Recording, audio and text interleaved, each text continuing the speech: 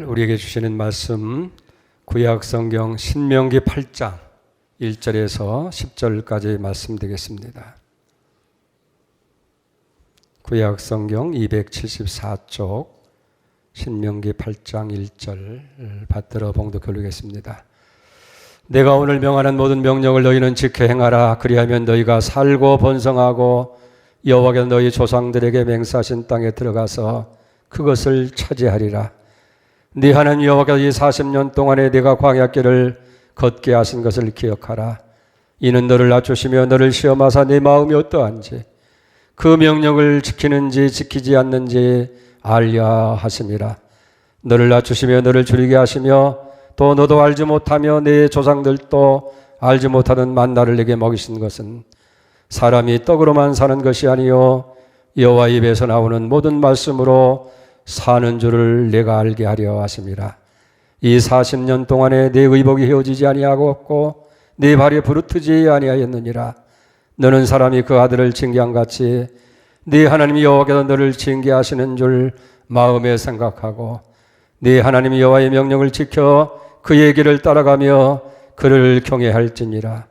네 하나님 여호와께서 너를 아름다운 땅에 이르게 하시나니 그곳은 골짜기든지 산지든지 시내와 분천과 샘이 흐르고 밀과 보리에 쏟아지어 포도와 무화과와 석류와 감람나무와 꿀에 쏟아지라. 네가 먹을 것에 모자람이 없고 네게 아무 부족함이 없는 땅이며 그 땅에 돌은 철이요 산에서는 동을 캘 것이라. 네가 먹어서 배부르고 네 하나님 여호와께서 옥토를 네게 주셨으므로 말미암아 그를 찬송하리라. 아멘.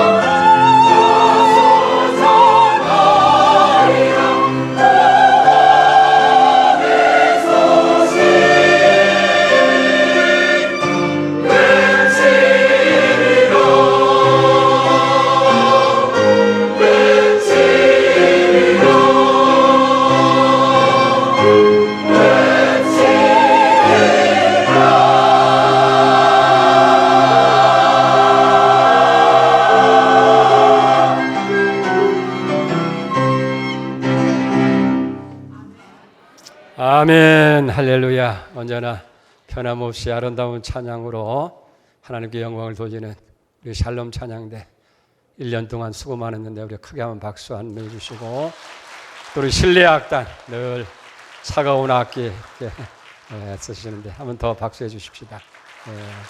수고 많으셨습니다. 오늘은 우리 대강절 두 번째 주일로 성서주일로 지키는 거예요.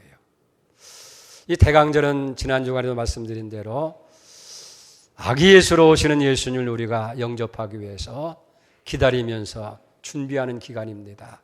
그런데 왜 이 대강절에 성서주일을 넣었을까? 여러분, 예수님은 말씀이 육신이 돼서 이 땅에 오신 거예요. 요한복음 1장 14절에 보면 말씀이 육신이 되어 우리 가운데 거하심에 우리가 그 영광을 보니 아버지 독생자의 영광이요 은혜와 진리가 충만하더라. 그래서 말씀으로, 여러분, 그래서 말씀으로 오신 예수님을 우리가 더 기다리면서 이 대강절은 온 세계가 이 두 번째 주간은 성서주일로 지키는 거예요. 오늘 여러분들이 말씀으로 오신 주님을 새롭게 영접하는 축복이 있기를 축원을 드립니다. 유대 사람들이 지혜 문서로 여기는 탈무드에 그런 얘기가 있어요. 어느 날 하나님께서 천사장 미가일에게 명령을 내립니다. 너는 지금 지상에 내려가서 한 여인의 영혼을 거두어오라. 하나님의 주님한 명령을 받은 이 미가일 천사장이 급히 지상에 내려와서 여인이 있는 집에 도착을 했어요. 도착하고 나서 놀랐어요. 보니까 바로 어저께 두 딸을 출산한 거예요. 그리고 산고에 의해서 너무 지쳐가지고 그 아이들에게 젖도 먹일 수 없는 그런 처지에 이르게 됩니다. 그래서 내 영혼을 거두겠다고 하니까 여인이 이 천사장에게 하소연하는 거예요. 제 남편이 며칠 전에 산에 나무러 갔다가 그만 사고로 죽고 말았습니다. 그리고 저는 친척들도 하나도 없습니다. 만약 제 영혼을 거둬간다면 이 어린 딸들은 누가 키울 수 있겠습니까? 제 영혼 거둬가는 것을 하지 말아달라고 부탁을 드립니다.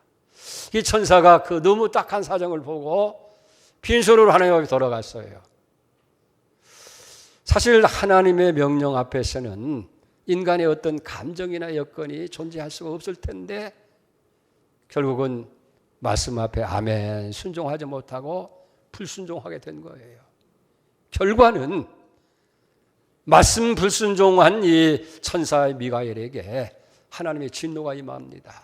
그래서 그 금빛 나는 두 날개를 잃어버리고 그는 지상으로 쫓김을 당하게 됐대요. 그러면서 하나님께서 다시 내가 이 하늘나라로 돌아올 수 있는 길은 하나 있는데 내가 세 가지 질문 숙제를 줄 테니까 그 해답이 되어지면 돌아올 수 있다는 거예요. 그 문제는 첫째는 뭐냐면 사람의 가슴 속에는 무엇이 있느냐. 두 번째 질문은 사람이 모르고 사는 것이 뭐냐. 사람이 모르고 있는 것이 뭐냐. 세 번째는 사람은 무엇으로 인해서 살아가느냐 하는 이 세 가지 질문이에요. 사람이 가슴 속에 뭐가 있어요? 사람이 뭘 모르고 살아가고 있는 거예요? 사람이 무엇으로 인해서 살아가겠느냐는 얘기예요. 여러분 한 번쯤 질문해 보시면 어떻겠어요? 해답을 구해 보면 어떻겠어요? 근데 오늘 본문의 말씀은 거기에 대한 해답을 이렇게 얘기합니다. 오늘 그 2절 말씀을 여기 한번 보세요. 보면은 뭐라고 얘기를 했냐면은 내 하나님 여호와께서 이 40년 동안 광야의 길을 걷게 하신 것을 기억하라고 말씀하시면서 이제 말씀을 주시는데, 그래서 이 천사가 이 지상에 내려온 거예요. 내려와서 이제 그 추운 벌거벗은 몸으로 겨울날 벌벌벌 떨고 있는데, 마침 그곳을 지나가던 구두방을 하는 시몬이라는 사람이 불쌍히 여겨서 그를 데려간 거예요. 그리고 나서 그 가정의 가만히 형편을 보니까 도저히 다른 사람을 돌볼 만한 그런 형편이 안 되는데 지극정성을 다해서 이 미가엘을 도와주는 모습을 바라보면서 그 마음속에 감동이 온 거예요. 아, 그렇구나. 첫 번째 질문, 인간의 가슴 속에는 뭐가 있느냐? 아, 인간의 가슴 속에는 저 사랑이 있구나. 그래서 사랑이 있다고 하는 사실을 깨달으면서 이 천사 미가엘은 큰 희망을 갖는 거예요. 그래, 내가 꼭 세 가지 답을 가지고 천국에 돌아가리라. 그런 믿음을 가지면서 그 시몬의 집에서 열심히 일을 도우며 살아가게 되는 거예요. 아, 그러다가 어느 날을 보니까 아주 큰 부자예요. 세상에서 둘째가 라면 서러울 정도로 그 부자 하나가 그 구두방을 찾아온 거예요. 아주 거만하고 오만하게 와서 시몬에게 탁자 위에 발을 올려놓으면서, 야, 이놈 시몬아, 내가 오래오래 신을 수 있는 튼튼한 신발, 좋은 신발을 만들어라. 돈이야 내가 얼마든지 주겠다. 그러는 거예요. 그래서 이 천사 미가엘이 가만히 살아보면서 세상에 거만한 사람도 있구나, 그렇게 생각을 하고 가만히 보니까, 아우, 그 사람 뒤에 보니까 죽음의 사자가 그를 데리러 거기 와서 기다리고 있는 거예요. 그때 이 미가엘이 깨달은 거야. 아, 사람은 죽음을 모르고 살아가고 있는구나. 그러니 당장 죽어야 할 사람이 평생 오래오래 살 것처럼 튼튼한 구두를 만들어 달라고 하고 있으니 얼마나 어리석으냐는 얘기예요. 옳거니 사람은 죽음을 모르고 살아가는구나. 두 번째 문제가 해결된 거예요. 그 다음에 그리고 나서 오랜 세월이 지났어요. 어느 날 보니까 어느 귀부인이 예쁜 두 딸을 데리고 구두방을 찾아왔어요. 그러면서, 선생님, 우리 두 딸에게 아주 예쁜 구두를 만들어 주세요. 그렇게 얘기하는 거예요. 그래서 야, 참 행복스러운 가정도 있구나. 또 딸들이 참 예쁘구나. 그러면서 그 딸들과 그 부인을 보면서 깜짝 놀란 거예요. 바로 오래전에 자기가 처음 지상에 내려왔을 때에 그 산고로 고통 중에 있던 바로 그 부인이고 그때 태어난 두 딸인 거예요. 그래서 나중에 저기 물어본 거예요. 어떻게 이렇게 예쁜 딸을 낳을 수 있고 이렇게 예쁘게 키웠느냐고 얘기했더니 그 부인이 대답합니다. 저는 결혼한 후에 10수년이 지날수록 자식이 없었습니다. 그래서 하나님 앞에 간절히 기도했더니 하나님께서 어느 날 제게 기도의 응답으로 말씀을 주셨습니다. 내게 자식을 주겠다. 그래서 저는 그 약속의 말씀을 믿고 기다렸더니 이렇게 하나도 아닌 두 쌍둥이 예쁜 딸을 주셨습니다. 그렇게 해야 하더라는 거예요. 그때 이 미가엘은 깨닫게 된 거예요. 아, 인간이 무엇으로 사는가? 그래, 하나님의 약속의 말씀을 믿고 살아가는구나. 아멘. 그 세 가지 해답이 다 해결된 거예요. 그 순간 이 없어졌던 황급빈 난리가 다시 생기게 되어지고, 세 가지 해답. 인간의 가슴 속에는 사랑이 있고, 인간은 죽음을 모르고 살고 있고, 인간은 하나님의 말씀을 믿음을 가지고 살아가는구나. 그 해답을 가지고 하늘나라 올라갔다는 그런 얘기예요. 사랑하는 여러분, 서두에서 말씀드렸지만은 사람은 무엇으로 살아가는 거예요? 오늘 여러분들은 무엇을 의지하면서 무엇을 필요로 하면서 살아가고 있느냐는 얘기예요. 거기에 대한 해답이 오늘 본문의 말씀입니다. 자, 신명기 8장 2절 3절을 보세요. 네 하나님 여호와께서 이 40년 동안 너로 광야의 길을 걷게 하신 것을 기억하라. 너를 낮추시며 너를 시험하다 네 마음이 어떠한지 그 명령을 지키는지 아니 지키는지 알게 하심이라. 3절을 봅니다. 너를 낮추시며 너를 줄이게 하시며 또 너도 알지 못하며 내 조상들도 알지 못하던 만나를 내게 먹이신 것은, 그 다음에 중요한 거예요. 사람이 떡으로만 사는 것이 아니요 여호와의 입에서 나오는 모든 말씀으로 사는 줄을 알게 하려 하심이니라.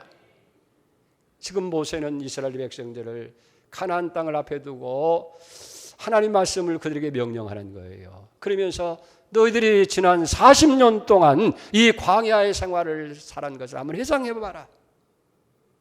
어찌해서 하나님께서 애굽에서 출급해서 곧바로 가나안 땅에 오면 편하고 좋을 텐데 이 40년 동안 광야 길을 걷게 하고 낯뜨고 어려움을 겪게 했느냐. 그러면서도 하나님께서는 저들이 필요로 할 때에 목말라 할 때는 반석에서 샘이 솟게 해서 마시게 하고 굶주려 허덕이지 않도록 하기 위해서, 배고프지 않도록 해서 매일 아침 만나를 먹어서 먹이시고 고기를 먹고 싶을 때는 메추라기를 보내서 먹게 하셨느냐. 그리고 이 40년 동안 너희들의 옷이 헤어지지 않도록 하나님께서 입히셨고 발이 부르트지 않도록 걸음을 인도하신 이유가 뭔지를 아느냐 하는 거예요. 그것은 바로 오늘 3절 하반절에 있는 것처럼 사람이 떡으로만 사는 것이 아니고 하나님에 비해서 나오는 말씀으로 산다고 하는 사실을 알게 하기 위해서 그렇게 하셨다 하는 얘기예요. 왜 광야에 고생을 시키고 그 어려움을 느끼면서 이 40년 동안을 더디게 만들었느냐? 다른 게 아니다. 너희들이 살아가는 것이 떡이 아니고 하나님 말씀으로 사는 것을, 그걸 알게 하고 교육하고 가르치고 깨닫게 하고, 그래서 말씀대로 살아가게 하기 위해서 그렇게 하셨다는 거예요. 자, 보세요. 예수님께서도요, 마태복음 4장에 보면 공생애를 시작하기 전에 40일 동안 광야에 나가서 금식하며 기도했잖아요. 금식이 끝났을 때 육신을 가진 예수님께서 얼마나 먹고 싶고 얼마나 배고프겠어요? 고통을, 이 사탄의 그래요, 우리 약한 고점을 이용해서 시험하는 거예요. 마태복음 4장 3절에 보니까 사탄이 뭐라고 얘기합니까? 네가 만일 하나님의 아들은 명하여 이 돌들로 떡덩이가 되게 하라. 예수님을 하나님의 아들로 높여주는 거예요. 그리고 얼마나 배고프냐? 너 그 많은 능력이 있지 않느냐? 이 돌을 명해가지고 떡덩이 되게 해서 먹으면 배도 부를 것이고 네가 하나님의 아들이라는 것도 증명될 테니까 얼마나 좋냐? 너희 좋고 매부 좋고 일석이조이고 얼마나 좋냐 그런 말이에요. 그때 예수님 뭐라고 말씀합니까? 4절 보니까 그렇게 얘기해요. 예수께서 대답하여 이르시되 사람이 기록하였으되 사람이 떡으로만 사는 것이 아니라 여호와의 입에서 나오는 말씀으로 사는 것을 알게 하려 하심이라고 하였느니라고 말씀한 거예요. 그래요. 예수님도 사람이 떡으로 사는 게 아니라 하나님의 입에서 나오는 말씀으로 사는 것이라고 분명하게 이야기한 것을 보게 되어집니다. 여러분, 물질을 무시해서가 아니에요. 떡을 없이 여기서 것이 아니라 너무 사람들이 떡이 물질이 인생의 전부인 것처럼 거기에 목숨을 걸고 살아가니까 오늘 많은 사람들이 있잖아요. 아이고 말씀은 없어도 떡이 있어야 됩니다. 물질이 있어야 됩니다. 물질이 모든 것 다 해결해 줍니다. 그러나 주님은 떡이 아니라 말씀으로 살아간다는 거예요. 요한 1서 요한 3서 2절에도 그렇잖아요. 사랑하는 자예요. 내 영혼이 잘된 같이 내가 범사에 잘되고 강건해지기를 원한다. 내가 그걸 간구한다는 거예요. 여러분, 언제 우리가 영혼이 잘됩니까? 우리가 하나님의 말씀을 잘 귀담아 듣고 말씀 안에 거할 때에 우리 영혼이 잘 되는 거예요. 영혼이 잘 되면 놀랍게도요, 모든 범사가 잘 되는 거예요. 하는 일만. 그리고 육체까지 강건해지는 축복이 있게 될 줄 믿습니다. 그래서 요한계시록 1장 3절에도 그런 말씀을 하시잖아요. 뭐라고 말씀합니까? 이 예언의 말씀을 읽는 자와 듣는 자와 그 가운데 기록한 것을 다 행하는 자들이 여기 복이 있다라고 그렇게 말씀하고 있는 것을 보게 되어집니다. 사랑하는 성도 여러분, 중요한 것은 하나님의 말씀을 따라 우리가 살아가야 되어질 줄로 그렇게 믿습니다. 그래서 신명기 8장 6절에도 오늘 계속되는 말씀을 보세요. 거기 보면 하나님의 명령과 약속이 기록되어 있어요. 네 하나님 여호와의 명령을 지켜 그 도를 행하며 그를 경외할지니라. 여기 보면 여호와의 말씀을 어떻게 하고 있어요? 지키고 그 길을 따라가면 7절 봅니다. 네 하나님 여호와께서 너로 아름다운 땅에 이르게 하시나니 그곳은 골짜기든지 산이든지 시내와 분천과 샘이 흐르고 밀과 보리의 소산지요 포도나무와 무화과와 석류와 감람나무와 꿀이 소산지라. 9절에 보면 너희 먹는 식물에 모자람이 없고 네게 아무 부족함이 없는 땅이며 그 땅의 돌은 철이요 산에서는 동을 캘 것이라. 아멘. 그러니까 우리가 하나님의 명령을 지키고 그 말씀을 따라 살면 우리가 어두운 데 가든지 아름다운 땅이 되게 한다는 거예요. 그래서 그곳은 산이든지 분천이든지 골짜기다 샘이 솟고 여기 시내가 흐르게 하고 그 다음에 뭐예요? 밀과 보리의 소산지가 되게 하고 포도나무와 무화과나무와 석류와 감람나무와 꿀의 소산지가 되게 해서 먹는 식물에 모자람이 없고 아무 부족함이 없는 그런 땅이 되게 하고 그 땅에서 돌은 철이 되고 산에서는 동을 캐는 부요가 주어진다 하는 거예요. 아멘입니다. 그래서 우리가 말씀드린 대로 하나님 말씀을 잘 읽고 듣고 지켜 행하는 자에게 하나님께서 복되게 하는 거예요. 할렐루야. 여러분 하나님 말씀을 잘 들으세요. 그것을 가슴 깊이 간직하고 행해서 이런 복이 임하기를 바랍니다. 자, 그러면 어떤 복이 임하느냐? 오늘 세 가지를 얘기하려고 해요. 첫째는 구원의 복을 주시는 거예요. 자, 보세요. 디모데후서 3장 15절에 보면 또 어려부터 네가 성경을 알았나니 성경은 능히 너로 하여금 그리스도 예수 안에 있는 믿음으로 말미암아 구원을 이루는 지혜가 있게 하느니라 그랬어요. 그러니까 이 성경을 통해서 우리가 예수 그리스도 안에 있는 믿음으로 인해서 구원을 얻는 지혜를 이 성경 말씀이 우리에게 주신다 하는 거예요. 그러니까 우리가 구원이 그냥 되어지는 거 아니라 구원은 하나님 말씀으로부터 온다 그 말이에요. 그래서 베드로전서 1장 23절에 보면 너희가 거듭난 것이 썩어질 씨로 된 것이 아니라 살아있고 항상 있는 하나님의 말씀으로 되었느니라. 구원이 뭘로 이루어졌어요? 하나님 말씀으로 된 거예요. 이 말씀을 통해서 우리가 예수를 알고 이 말씀을 통해서 예수님이 우리의 죄 문제를 십자가에서 해결한 것이고 그것을 우리가 믿음으로 받아들임으로 인해서 죄 문제가 해결되어지고 의로운 자가 되고 거듭나 구원받는 하나님의 자녀가 되는 축복이 임한 거 아닙니까? 아멘. 그런 거예요. 그래서 그리스도 안에는 믿음이라고 했는데 그 믿음이 어떻게 생각해요? 내가 기도한다고 믿음이 생깁니까? 믿습니다. 결단한다고 믿음이 생깁니까? 믿음은 어떻게 생기느냐? 로마서 10장 17절에 보면 믿음은 따라합시다. 믿음은 들음에서 나고 들음은 여호와의 말씀으로 말미암았느니라. 저희는 그리스도의 말씀이라는데 그리스도의 말씀, 여호와의 말씀, 하나님 말씀 다 같은 얘기예요. 다시 한번 합시다. 믿음은 어디서 나와요? 들어요. 뭘 들어야 믿음이 생겨요? 세상 소리 아무리 들어봐도 믿음 안 생겨요. 어디 가면 뭐 돈 벌고 어디 가면 뭐가 재밌는 것이 있고 그런 얘기 1000번 많이 하고라도 구원에 이르는 믿음 얻을 수가 없어요. 믿음은 들음에 사는데 그 들음은 그리스도의 말씀, 하나님의 말씀, 성경 말씀을 통해서 우리가 얻게 된다는 거예요. 미국의 트리니티 대학에 토마스 빌리라고 하는 학생이 있었는데 참 열심히 있는 학생이었어요. 근데 안타깝게도 이 사람에게는 구원의 확신이 없는 거예요. 하면 열심히 신앙생활하고 선한 일도 많이 하고 하는데 애쓰고 수고하는데 어쩐지 마음에 구원의 확신이 없어요. 죽으면 천당 간다는 그건 뭐 엄두도 못 낸 거예요. 자기 삶을 돌아보면 이 모습 갖고는 지옥 갈 수밖에 더 없다. 그래서 고민인 거예요. 많은 수고도 하고 선행도 해보고 그랬지만은 그 문제가 해결이 안 되는 거예요. 불안한 나라를 보냅니다. 그러다가 어느 날, 그날도 그것 때문에 밤늦게까지 고민하는 거예요. 책상에 앉아서 고민하고 있는데 갑자기 성경을 읽고 싶은 생각이 난 거예요.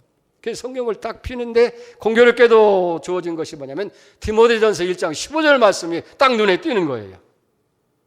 거기에 보니까 믿보다 모든 사람이 받을 만하니 말이요, 그리스도 예수께서 죄인 구원하시기 위해서 죄인을 구원하여 세상에 임하셨다 하였도다. 내가 죄인의 괴수다. 놀라운 말씀을 또 한번 보니까 에베소 2장 8절 말씀을 또 발견합니다. 너희가 그 은혜를 인하여 믿음으로 말미암아 구원을 얻었나니 이것이 너희에게서 난 것이 아니라 하나님의 선물이라. 행위에서 난 것이 아니니 이는 누구든지 자랑하지 못하게 하려 함이라. 아멘. 그 순간 그렇게 답답했던 빌리의 마음에 확신이 오게 된 거예요. 아, 그렇구나. 저렇게 위대한 사도 바울도 사실은 죄인의 괴수였지 않느냐. 근데 저가 구원 얻은 것이 어떤 행위에서 된 것이 아니라 믿음으로 됐구나. 그리스도의 은혜를 의하여 믿음으로 구원을 얻었다니 이게 우리에게서 난 것이 아니라 하나님이 거두시는 선물이었구나. 이 구원의 확신을 가지고 감격해서 그는 외칩니다. 아, 나는 하나님의 말씀 속에서 예수 그리스도를 만나고 예수 그리스도의 말씀을 인해서 구원의 확신을 얻게 되어졌다. 말씀으로 하나님 만났고 말씀 안에서 구원을 얻었다는 거예요.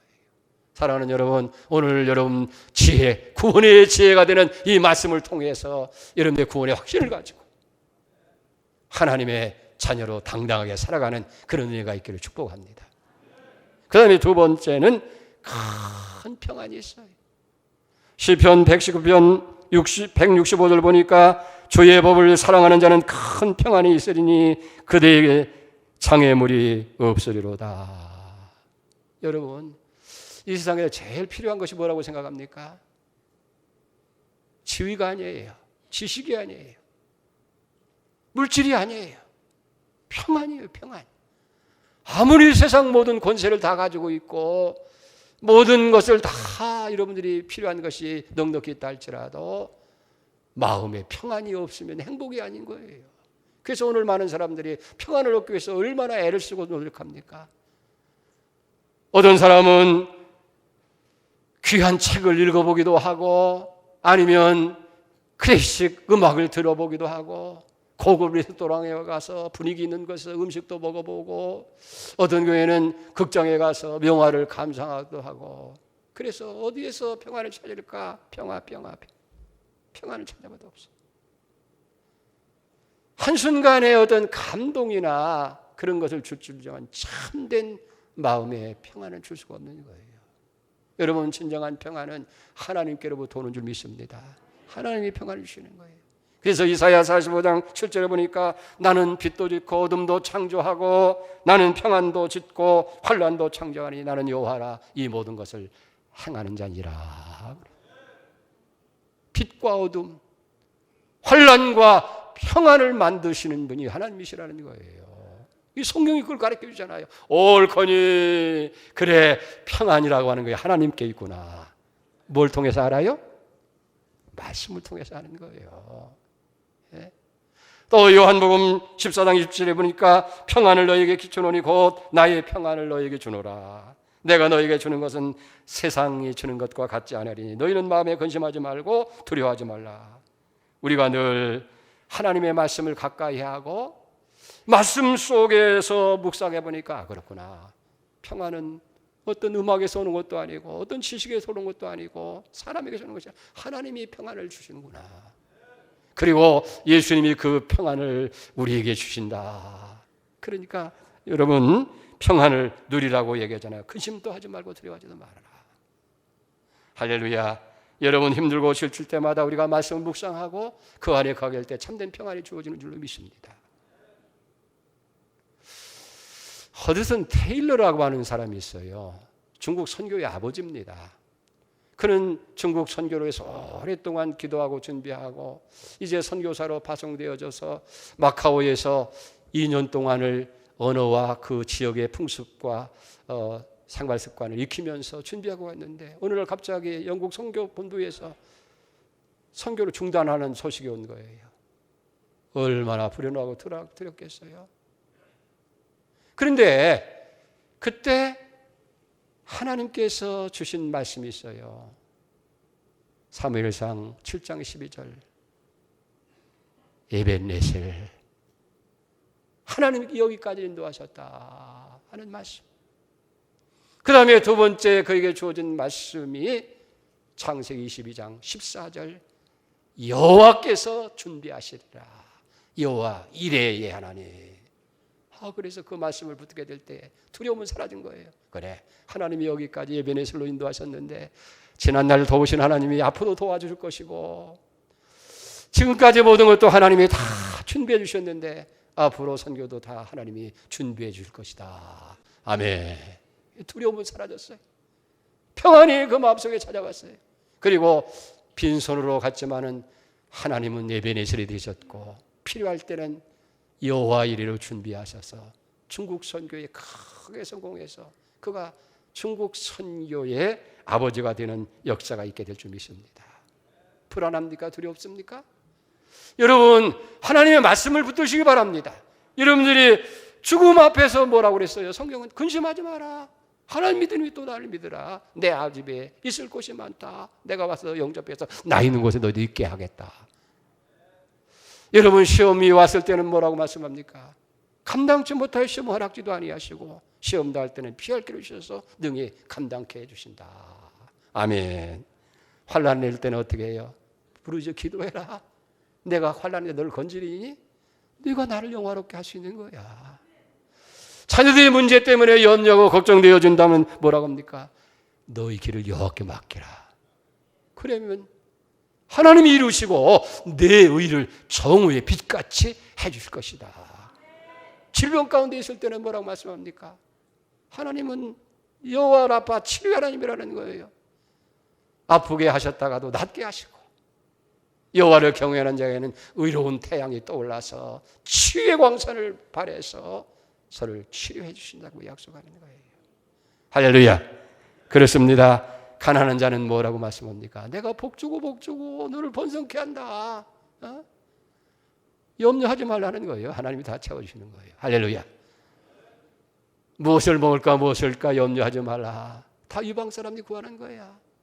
여러분들, 우리가 피곤하고 지치고 힘들 때 말씀 붙들면요, 이상하게 이 말씀이 우리 속에 와서 믿는 자 속에서 역사하는 거예요. 그래서 용기를 주고 희망을 주고 새로운 믿음을 주어서 승리케 하는 일을 주실 줄 믿습니다. 그래서 하나님의 말씀을 살아가는 자에게는 큰 평안이 있으니 저에게는 장애가 없으리라. 아멘. 이 은혜가 여러분들 있기를 주의 이름으로 축복합니다. 마지막 세 번째는 여기 뭐냐고 하면 형통의 복을 주시는 거예요. 시편 110편 105절에 보니까 주의 말씀은 내 길의 빛이요 내 발의 등불이니라. 여기 발의 등이라고 하는 것은 가까운 데를 의미하는 거예요. 등불은 가까운 곳 있잖아요. 길의 빛이라고 하는 것은 먼 길까지 이렇게 비추는 것을 의미하게 되어지는 거예요. 그러니까 우리가 험한 세상을 살아갈 때에 하나님의 말씀을 가까이 하고 이 말씀을 늘 묵상하면요, 놀랍게도 이 말씀이 가까운 때는 등불이 되어주시고 먼 그런 삶을 살아갈 때는 빛이 되어져서 우리가 어둠에 시달리지 않고 실족하지 않도록 형통의 길을 열어주신다, 그 말이에요. 지금 우리가 살아가는 시대가 얼마나 힘들고 어려운 시대입니까? 경제가 어둡고 정치가 어둡고 사회 모든 분야가 다 어두운 상황 속에 있는데 여러분 염려하고 두려워하지 마세요. 우리가 빛 가운데로 걸어가면, 태산을 넘어 험곡에 가도 빛 가운데로 걸어가면 하나님께서 우리를 빛으로 인도해 주셔서 실족하지 않게 하시고 어둠에 거하지 않게 하시고 밝은 빛을 걸어가게 하실 줄로 그렇게 믿습니다. 여러분 조금 더 염려하거나 두려워하지 마시기 바랍니다. 하나님께서 다 이끌어 주시고 인도해 주시는 거예요. 할렐루야. 미국의 오하주의 작은 마을 웨스트 브로치라고 하는 한 마을에 여교사가 있었는데 어느 날 길거리에 보니까 그 빈민촌 아이들이 4사람이 길거리에서 놀고 있는 거예요. 그래서 불쌍해서 그 애들을 데려다가 이제 성경 공부를 시킵니다. 공부를 시키고 또 하나님 말씀을 잘 가르치고 그렇게 교사했어요. 그리고 오랜 세월이 흘렀습니다. 이게 미국에서 되게 그 전통적인 건 뭐냐면 한번 교회학교 교사를 하면 평생을 해요. 네? 그러니까 카터 같은 분도 대통령 할 때 잠깐 쉬었다가 대통령이 끝난 다음에 다시 주일학교 교사로 돌아갔잖아요. 그래서 이 여교사가 이제 나이가 많아가지고 이제 은퇴하는 시간이 됐어요. 그래서 이 은퇴를 할 때에 축하하는 4통의 편지가 왔어요. 한 통은 중국 선교사에게서 오게 되고 또 한 통의 편지는 미국 연방 은행 총재에게서 오고 또 한 통의 편지는 대통령 비서실장한테 오게 되고 또 한 통의 편지는 후보라고 하는 사람에게서 왔어요. 근데 그 후보가 누구냐 하면 미국 31대 대통령에서 왔어요. 그러면서 그 편지의 내용은 똑같았어요. 선생님, 저희들에게 가르쳐 주신 하나님의 말씀을 통해서 어려움도 역경도 이기고 이렇게 훌륭한 사람이 됐습니다. 감사합니다. 할렐루야. 그들의 삶이 비록 어둡고 힘들었지만은 하나님의 말씀을 따라가니까 하나님의 말씀이 그 삶의 등불이 되고 그 삶의 길에 빛이 되어져서 그들이 그렇게 선교사가 되어지고 은행 총재가 되는 부유한 사람이 되어지고 대통령 비서실장도 높은 지위에 올라가게 되고 한 나라의 대통령이 되어지는 그런 역사가 있게 됐다는 거예요. 제게도요, 사실 이 양문교회 39년을 이렇게 목회하면서 제일 힘들고 어려웠던 때가 아마 이 근장 같아요. 뭐 교회를 개척할 때나 교회 건축을 3번씩이나 했습니다만은 그때보다 더 어려웠던 것이 이 후임자를 결정하는 문제죠. 아마 여러분들 아시는 분들 많이 아실 거예요. 저는 미리 준비했어요. 5년 은퇴를 5년 앞두고 5년 전부터 이제 한 목사님을 눈여겨보면서 그 목사님과 선교도 같이 다니고 다 연합하면서 두 분이 같이 기도하면서 우리 둘이 연합을 해서 목사님이 우리 교회로 오시고 그런다고 한다면 우리가 더 선교도 더 큰 선교를 할 수가 있고 또 교회도 세계적인 교회로 그렇게 만들 수 있지 않겠느냐. 그래서 은퇴 5년 전부터 얘기해가지고 3년을 준비하고 은퇴 2년을 앞두고 이제 그걸 공식화했어요. 그 전에 우리 장로님들한테도 상의를 했죠. 이런 상황에 장로님도 다 환영을 하고 좋다고 그랬어요. 그런데 그만 그게 안 돼버리고 말잖아요. 그것도 딱 은퇴를 앞두고 하는 시기에 얼마나 절망스러워 어둡습니까? 근데 그때 하나님께서 주신 말씀이 잠언 16장 9절 말씀이에요. 사람이 마음으로 자기의 길을 계획할지라도 그 걸음을 인도하시는 분은 여호와시니라. 그러면 내가 5년 동안 내 길을 준비했는 것이 하나님이 원하시는 길이 아니구나. 하나님이 길을 인도하실 것이다. 그래서 그 한숨과 어둠이 싹 갇히는 거예요. 그래서 다시 이제 또 어떻게 해요? 그래서 이제 그렇게 염려하고 있는데 하나님이 또 말씀을 주신 거예요. 그게 무슨 말씀이냐면 시편 25편 10절 말씀이에요. 여호와를 경외하는 자 누구냐? 그가 택할 길을 그에게 가르쳐 주시리라. 와, 그 말씀을 받았을 때 너무 감격스러운 거예요. 그 에크레시아 보면 우리가 식사할 때마다 말씀 카드 주잖아요. 그런데 그 말씀이 딱 오는 거예요. 옳거니 그래, 내가 이렇게 저렇게 할 것이 아니라 하나님이 택할 길을 가르쳐 주신다고 그랬으니까. 그래. 자, 그런데도요, 그리고 나서 또 2년이 되는 동안에 또 한 교회와 합쳐서 다 됐는데 또 안 되고 그리고 또 한 분 목사님을 이제 우리 청빙위원회에서 정해가지고 우리가 이렇게 이제 교회같이 연합하지 말고 그저 교회에 필요하신 분들을 이렇게 하자. 그게 하나님 뜻인가 보다. 그래가지고 이게 공개 추천을 하느냐 아니면 어떻게 추천을 받느냐 하는 거예요. 공개하는 것보다는 아는 분을 찾아보십니다. 그래가지고 설정해서 다 청빙위원회에서 다 결정을 해가지고 그분한테도 얘기하고 우리 청빙에서 이제 당회하고 공동의회만 열면 이게 다 끝나는 거예요. 근데 금년 8월 10일부터 태국에서 선교 대회가 있었어요. 히스라이프라고 뮤지컬을 가지고 그 불신 사람들한테 이게 문화로 접근하면 전도가 잘 되는 거예요. 그래서 큰 2,500명 들어가는 홀을 빌려가지고 거기에 공연을 하는 거예요. 예수님의 일대기를 이걸 뮤지컬로 해가지고 막 보여주는데 수많은 사람들이 몰려오는데 이제 마지막 와서 이번 주일날 당회를 하려고 그러는데 목요일날 아침에 문자가 왔어요. 카톡으로. 우리가 다 결정한 그 목사님한테서 목사님 죄송합니다. 양문교회 못 가게 됐습니다. 진짜 앞이 캄캄하대요. 예? 아니 먼저 있던 교회도 안 됐지 또 교회를 해서 그것도 8개월 동안 다 공들여서 있던 것이 안 돼가지고 그걸 접고 다시 이제 겨우에서 목사님 교회에서 만나는데 이제 대안이 없는 거예요. 방법이 없는 거예요. 새벽에 일어났는데 4시에 여기 캄보디아 태국하고 여기는 2시간 시차가 나는 거예요. 예? 그게 한국에서는 아마 새벽기도 끝나고 나서 저한테 문자 보낸 것 같지만은 나는 그때 4시에 일어난 거 아니에요. 4시에 일어나야 돼. 앞이 캄캄한 거예요. 이게 이제 어떻게 하는가?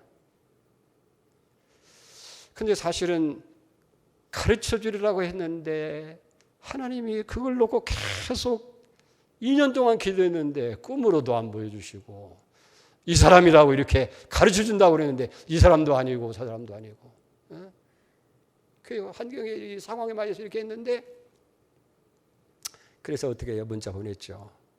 한국에 가서 만나자. 설득시키려고 가서 설득시켜가지고 다시 오게끔 해야 되겠다 하는 마음을 먹고 이 아침 식사를 이렇게 같이 하는데 제가 그 존경하는 히스라이프 하는 그분이 있어서 뉴욕에서 큰 교회를 하신 분이에요.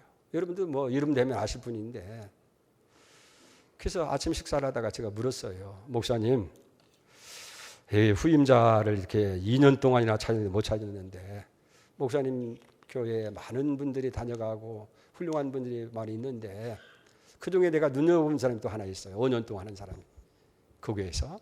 그래서 뉴욕에 있고 뉴저지에 있는데 뉴저지에 5년 동안 맡아서 하던 분이니까 그때 마침 명성교회로 왔길래 그분 어떻습니까? 하고 제가 물어봤어요. 그랬더니 그분 안 됩니다 그래요. 그분 안 됩니다. 뭐 이런저런 얘기를 하면서 그거 괜찮던데요. 설교도 잘하고 뭐 아닙니다. 안 됩니다. 그러면 다른 좋은 분이 있으면 좀 소개 좀 해달라고. 그랬더니 목사님이 하는 얘기가 목사님 왜 좋은 분 곁에 두고 그렇게 딴 데서 찾습니까? 그래요. 그 좋은 분 누굽니까? 그랬더니 박진수 목사래요. 박진수 목사. 네. 그 나는 사실 박진수 목사님이 뉴저지에서 목회를 공부를 다 박사과정을 마치고 이제 한국에 목회를 왔을 때 우리 교회에서 잠시 2년 동안 교육 파트 목사로 있다가 이제 새로운 그 교회로 갔는데 뭐 나는 상상도 못 했죠. 또 그분에 대해서. 근데 목사님이 그래요. 예? 나 그분에 대해서 아무런 관심도 안 했는데 아니에요 목사님. 제가 지켜봤는데요. 그분은 다 갖추신 분이에요. 목사를 100이라고 한다면 95%를 5% 안에 드는 사람입니다. 근데 왜 그 사람을 두고 어디 엉뚱하게 찾습니까?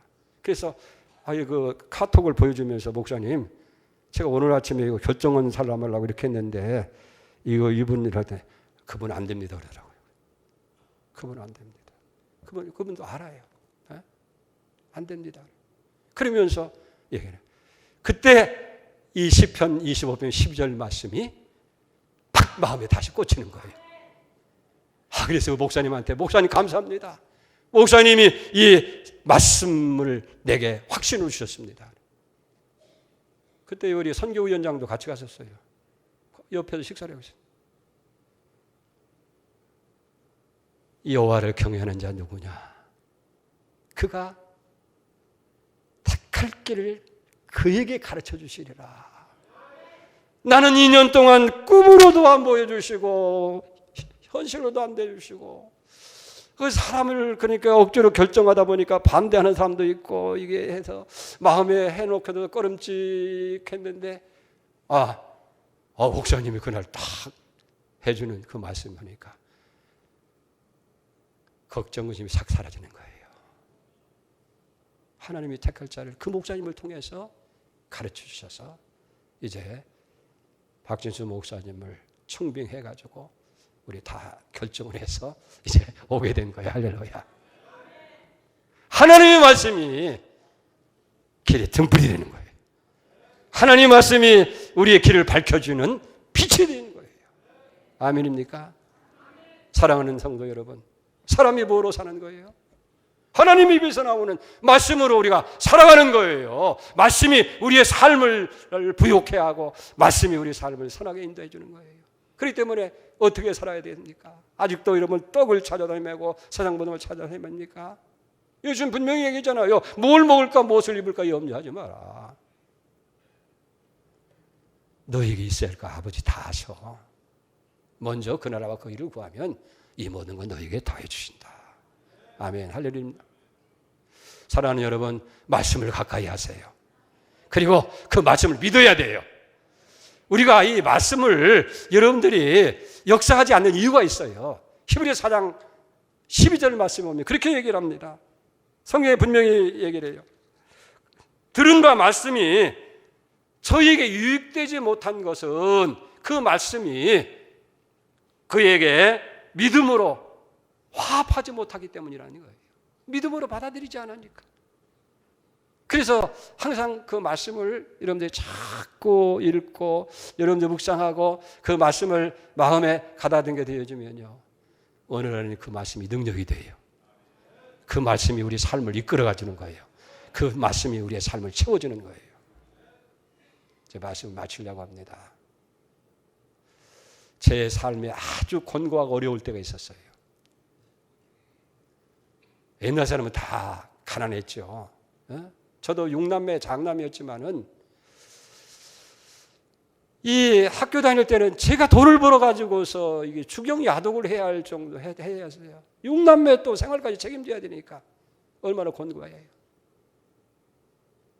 75년도 졸업 여행을 가게 되어지는데 동생 필요한 거 이거 다 학교 가는 거 다 채워주니까 딸랑 돈 150원 나요. 150원. 버스표 한 장이 그때 150원이. 아이 눈고개를 넘어가면서 학교를 가면서 버스 안에서 내 자신을 보니까 왜 초라해요 이렇게 세상에. 가난한 자식으로 태어난 것도 어렵지만 그 가족들을 책임져야 돼 이끌어 간다고 하는 게 보통 힘들고 어려운 거 아니에요. 그래서 막 큰 원망하고 불평하고 차에서 뛰어내리고 싶은 거예요. 모든 세상 다 세상에. 아니 초등학교 아이들도 소풍 갈 때만 해도 1,000원 2,000원 주고 간다고 한다면 어찌 졸업반 가면 여행 가면서 150원이 뭐예요? 그 인생을 편한. 근데 학교 갔더니 말이에요. 학교에서 졸업반 그 총무를 보던 김비룡 목사가 있어요. 메레에서 목회를 하시는 분인데 자기 못 간다는 거예요. 당신 책임자인데 왜 못 가냐? 우리 약혼자가 미국 이민을 가기 때문에 그거 수속하고 준비하려면 어렵다는 거예요. 그러면서 나한테 그 돈을 다 맡겨서 당신 지금 책임져 주라는 거예요. 100여, 110명이가 되는데 그 돈을 다 받으니까 그 돈이 150만 원이에요. 그때 150만 원이면요. 여기 집 2채 값입니다. 50년 전 얘기니까, 53년 전 얘기니까요. 54년 전 얘기죠. 그때는 무슨 뭐 신용카드도 있는 것도 아니고 수표도 있는 것도 아니고 그러니까 현찰로 다 150만 원을 다 4박 5일 동안 110명을 다 그 숙박시설 뭐 여행비 뭐 그런 거 다 하니까 150만 원을 다니까 양쪽 호주머니니까 막 이만큼 더 뜯는 거예요. 아니, 겁이 덜컥 나요. 이 돈이 이게 잃어버리면 어떡할까. 그래서 그 운동장 의자에 앉아가지고 혼자 걱정하고 있는데 갑자기 말이에요. 하나님이 얼마나 책망하시는지. 야, 이 녀석아, 너 조금 전까지만 해도 돈 없다고 불평원망하더니 이제 돈 많다고 너 돈을 많아가지고 걱정하냐고. 강하게 책망하는 거예요. 그런 순간 하나님 말씀이 제 마음속에 비수같이 꽂히는 거예요. 그게 빌립보 4장 19절이에요. 나의 하나님이 그리스도 예수 안에서 그 풍성한 대로 너의 모든 쓸 것을 채워주시리라. 그리스도 안에는 풍성한 것으로 모든 걸 채워준다는 거예요. 그 순간 마음이 열리면서 뭐 세상이 얼마나 감격스럽고, 그래, 하나님이 그리스도 안에 모든 것이 풍성한데 왜 내가 돈 없다고 걱정하느냐. 150만 원 가지고 쓰는데 신나대요. 뭐 내가 돈 안 해주고 다 하고 돌아왔는데, 여러분, 그 다음부터요, 하나님이 물질의 구애를 안 받게 하셨어. 예? 지금도 교회를 하거나 뭐 사람을 만나나 무슨 일을 하나 하나님께서 다 채워주셔. 다 해주셔. 예? 하나님 말씀 속에 떡이 있고 그 말씀 속에 축복이 있고 그 말씀 속에 기적이 있는 거예요. 아멘입니까? 자, 시간이 많이 지나서 그만 얘기해야 되겠네요. 오늘 성경은 사람이 떡으로만 사는 것이 아니라 왜 40년 동안 이 광야를 걷게 하며 너희들에게 그 고생 그 어려운 일을 다 시킨 줄 아느냐. 너를 낮추고 굶주리게 하고 때로는 힘들게 하고 어렵게 만든 줄 아느냐. 이유는 한 가지다. 사람이 떡으로 사는 것이 아니라 하나님의 말씀으로 사는 것을 알게 하기 위해서 그렇다는 거예요. 여러분, 우리는 광야 생활을 하지 않았다 할지라도 오늘 이 말씀을 기다려 듣기를 바랍니다. 사람이 떡으로만 사는 것이 아니라 하나님의 말씀으로 사는 것이다. 아멘. 할렐루야. 그 은혜가 여러분들 있기를 주의 이름으로 축복합니다. 하나님 감사합니다. 오직 여호와 율법을 즐거워하여 그 율법을 주의하라 묵상하는 사람은 복이 있다고 그랬습니다. 그는 시냇가에 심은 나무가 씨를 쫓아 열매를 맺고 잎사귀가 마르지 않은 것 같으니 그 하는 일이 다 형통하리라고 했습니다. 오늘 이 성서주의를 맞이해서 말씀으로 오신 주님을 저희들이 모실 뿐만 아니라 이 말씀이 구원의 확신을 갖게 하시고 이 말씀이 우리로 하여금 큰 평안을 누리게 하고 이 말씀이 우리의 등불이 되고 빛이 되어져서 이 어려운 세상길 승리하며 살아가게 하여 주시옵소서. 예수님의 이름으로 간절히 기도 올려옵나이다. 아멘.